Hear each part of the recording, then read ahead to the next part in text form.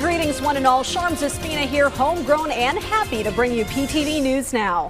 Now, tops on our news stories tonight. Even before the trifecta of Nika, Ophel, and Pepito crossed over and laid waste to huge areas of the Luzon mainland, the president had assured the disaster-stricken provinces of Bicol and Batangas in the fallout from Killer Storm Christine of no let-up in the flow of family food packs and relief items, especially to those still holed up in evacuation sites. And with clear blue skies and the sun smiling since the start of the work week, the government is in the thick of relief and rehab efforts in the areas hit hard by Typhoon Pepito over the weekend. So says Office of the Civil Defense Administrator Under Secretary Ariel Nepomuceno earlier today, who also reassured there would be no shortage of food and relief items, along with light building materials for distribution to the affected local government units. He also cited the early recovery measures afoot in Catanduanes, thanks to the DSWD dispatching food relief items, roofing sheets and building materials, and tools for repair and rehab of damaged houses and shelters. The logistical success of getting these much-needed supplies to the island province is a result of strategic pre-positioning of such items and the deployment of manpower, consisting mostly of uniformed personnel and transportation assets to the affected communities. And in news overseas, there may be only 2 months left in President Joe Biden's term, but relations between Manila and Washington will endure even in a Trump 2.0 presidency. The assurance outgoing Defense Secretary and Pentagon Chief Lloyd Austin III conveyed to the President and DND Secretary Gilberto Teodoro in his last visit to the Philippines. VOA Pentagon correspondent Carla Babb has more. U.S. Defense Secretary Lloyd Austin breaking ground in the Philippines for a military coordination center for the two allies. Austin said America's commitment to the Philippines is ironclad, and the alliance will transcend changes in U.S. presidential administrations. This is an important country, not only to me, but to people in both parties back in the United States. Austin and his Philippine counterpart signed a new military agreement that allows both countries to share classified military information securely.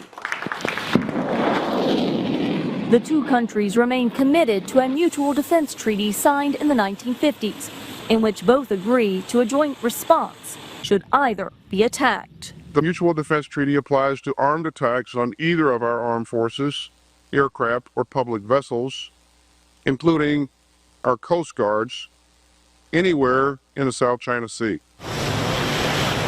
A clear message to China, whose Coast Guard has used water cannon against Philippine ships and collided with a Philippine Coast Guard ship with American journalists on board. China disputed the latter accusation, blaming the Philippine ship for the collision.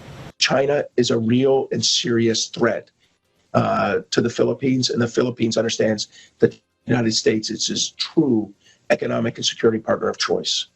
Some view the intensified U.S.-Philippines cooperation as a direct countermove to Chinese maritime maneuvers that deny Philippine boats access to the Philippines' exclusive economic zones.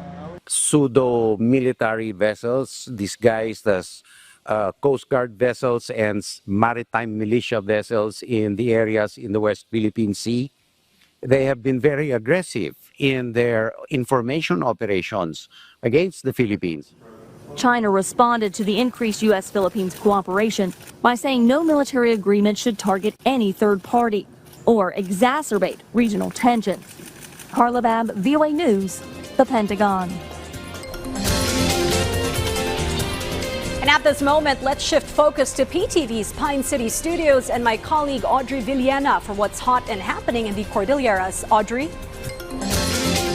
Naimbag Arabi, Pilipinas. Ikagkagumaan ti Department of Information and Communications Technology ti digitalization iti Cordillera region baban iti free public internet access program. Iti datos ti ahensya dumanon iti nasrok 1,200 access points ti libre a wifi iti Cordillera sipod 2023 a pagnumnumaran itan tinasrok 1.1 million users iti region. 457 access points iti Benguet, 308 iti Ifugao, 196 iti Abra, 191 iti Kalinga, 99 iti Apayao, kan 26 iti Mountain Province. Manam na maamanayunan pa iti 250 additional sites into 2025. Panggap ti programa nga ipaayan dagiti umili iti zero-cost internet access kadagiti public places. Iti intero a pagilyan nang nangruna kadagiti convergence point kas iti government offices, schools, hospitals, plaza, kanda dumapay. Nupay kasta sigun iti ahensya may sang akarit iti digitalization iti region ti terrain ken kinakurang iti infrastruktura rason anabuntog ti internet. Inuuna po natin talaga ang ating po mga GIDA site. Okay. Kasi po mas kailangan po nila ang connectivity po. Considering po ang terrain nila, ang signal kasi po nakikita namin na iba pong estudyante natin umakit pa po ng bundok, ng puno para po makakuha ng signal. Iti sa balipay adamag ijadjaya ti Home Development Mutual Fund wenno pag-ibig ti incentives kadagiti fund coordinators ken employer representatives babaan ti multipurpose loan raffle promo. Nakalukad daytoy kadagiti nakarehistro ken aktibo a miyembro ti Pag-IBIG. Kasapulan amang isumiterda iti 10 Pag-IBIG MPL applications, 5 ditoy ti nasken a maaprobaran a katukad ti maysa a raffle entry. Makaawat dagiti mapili a fund coordinator wenno employer representative iti 20,000 pesos bayat a fully paid mati loan dagiti Pag-IBIG multipurpose borrower. So, itong one way of giving incentive to them is itong MPL raffle promo for FC and employer representative. So, ang kailangan lang po is registered sila na fund coordinator or employer representative. Dagiti damdamag manipod iti PTV Cordillera, siya ni Audrey Villena na Imbagarabi. Many thanks, Audrey, and that's all she wrote for tonight. Join us anew tomorrow for yet another offering of the breaking evening stories at this hour.